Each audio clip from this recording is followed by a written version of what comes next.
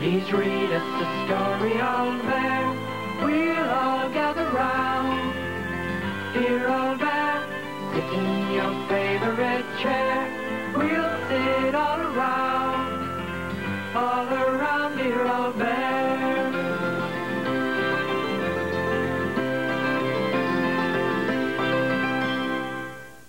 Bramwell Brown had been busy knitting all week. He'd started on Monday, knitted all Tuesday, and on Wednesday the scarf he was making was just about long enough for Little Bear. But Bramwell didn't stop. By Thursday, the scarf fitted Rabbit and Little Bear together, but still Bramwell kept knitting. On Friday, the scarf fitted Rabbit, Little Bear, and Duck. But Bramwell didn't stop knitting until Saturday, and by then the scarf was too long for anyone in the playroom. "I suppose we could cut it up," said Little Bear. "Then everyone would have a scarf." "It would all come unknitted then," said Old Bear. Little Bear tried on the scarf once more, but he tripped over the end and landed upside down in Bramwell's lap. "Why did you make it so long?" he asked. "Because people kept interrupting me," said Bramwell, "and I forgot to measure it." "Never mind," said Old Bear. "I'm sure it will come in useful sometime." "As a skipping rope, perhaps," grumbled Duck. "May we interrupt you just one more time?" asked Rabbit. "We want you to come and look at a box. We don't know what's inside, but it might be something exciting." "Like treasure," said Little Bear. "Probably empty," muttered Duck. Rabbit led the toys to a tall box tied up with string. Bramwell walked all around it. "It hasn't got a label," he said. "I'll make a hole in it and look inside." With his knitting needle, Bramwell poked a tiny hole in the box. The box said, "Ouch!" "Can boxes talk?" whispered Rabbit. "Well, this one just did," said Little Bear. "It wasn't the box," said Old Bear. "It was the something inside."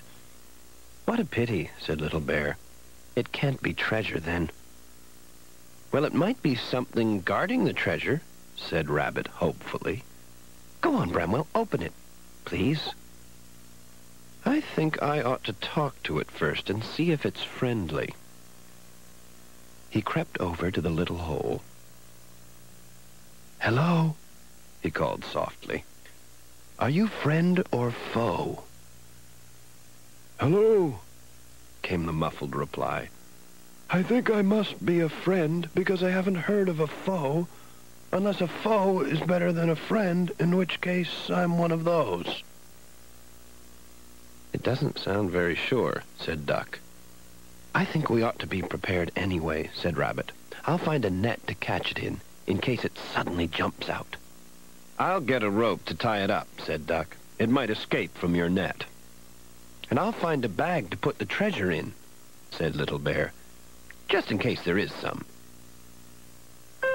Very carefully, Bramwell and Old Bear untied the string and lifted the lid. They all held their breath. 2 little furry horns appeared first, then 2 large furry ears, and then a great big friendly furry face. "Oh, that's better," said the something, smiling down at the toys. "Hello, everyone. What have you got there?" Rabbit and Duck quickly dropped the net and the rope, but Little Bear clung hopefully to his bag.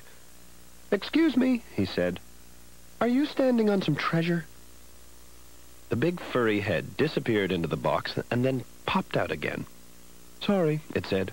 "There's no treasure in here." "What are you standing on, then?" asked Rabbit. "Just the bottom of the box," it replied. "Gosh," gasped Little Bear. "You must be jolly tall."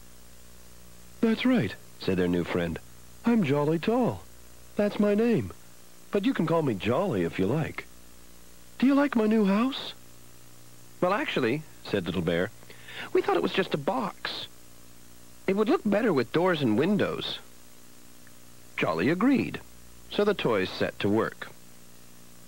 Old Bear marked out the windows and doors, and Little Bear cut them out. Bramwell found some material for curtains, and Rabbit fixed them in place with glue and pins. All the toys helped, and were very pleased when at last the box looked like a real house. Little Bear went in to tell Jolly that it was ready. "You can come out now," he said. "I'm afraid I can't," said Jolly. "I'm too tall for the front door." "You could jump out," suggested Rabbit. Jolly jumped, but he couldn't get high enough at all. Little Bear rushed out of the door very quickly. A jumping Jolly seemed more dangerous than a still one. "Bring the crane," said Old Bear. "We'll lift you out." "Will that mean going up?" asked Jolly nervously. "Of course," said Old Bear. "Up and over the top of the box." "But I don't like heights," said Jolly. "My head seems to think it's high enough as it is." "I know what to do," said Little Bear. "I'll put my paws over your eyes. Then you won't see how high you're going." After a bit of a struggle, the toys managed to lift the crane up onto the pile of books to make it taller than Jolly tall. Little Bear tied the chain to a handkerchief around Jolly's middle, climbed up Jolly's neck, and leaned over to cover his eyes with his paws. "We're ready," he shouted, and Bramwell began to turn the handle of the crane. Very slowly, Jolly began to rise out of the box, and soon the toys could see nearly all of his long neck. Feeling very excited, Bramwell wound the handle around faster and faster as more and more of Jolly appeared. "We're up!" cried Little Bear, taking one paw off Jolly's eye to wave to the others. Then it happened. Jolly saw how high up he was and began to wave his legs about like a windmill. The box wobbled, Jolly wobbled, and both went crashing to the floor. Little Bear flew across the room and disappeared. But nobody noticed. They were too busy helping Jolly up onto his feet again. "Where's Little Bear?" Jolly asked. They peered into the battered box. "I'm here," cried a little voice from across the room. "I flew." There was Little Bear, clinging to the playroom curtain by the tips of his paws. "Help!" he shouted. "I can't get down." "Hang on," said Jolly.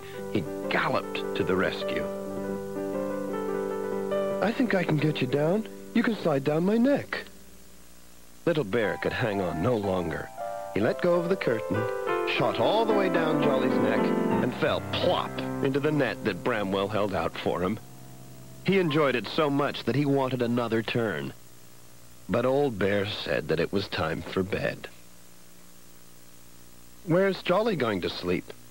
asked Rabbit. "I'll swap my bed for your house, Jolly," said Little Bear. "You can have my house," Jolly said cheerfully. "Giraffe sleeps standing up. Just a blanket would do for me." Rabbit and Little Bear found a nice cozy blanket for their new friend. But they couldn't get all of him under it. "Oh, your neck's going to get cold," sighed Little Bear. Bramwell looked at Jolly with his neck sticking out of the blanket. "Just a moment," he cried, rushing off. A few minutes later, he returned with a carefully wrapped parcel. "It's a present for you, Jolly," he said. "A welcome present." Jolly unwrapped the parcel. Inside was the very, very long red scarf. "It's lovely," he said. "It's the best welcome present ever. But how did you know I'd need it?" "We knew someone would," said Bramwell.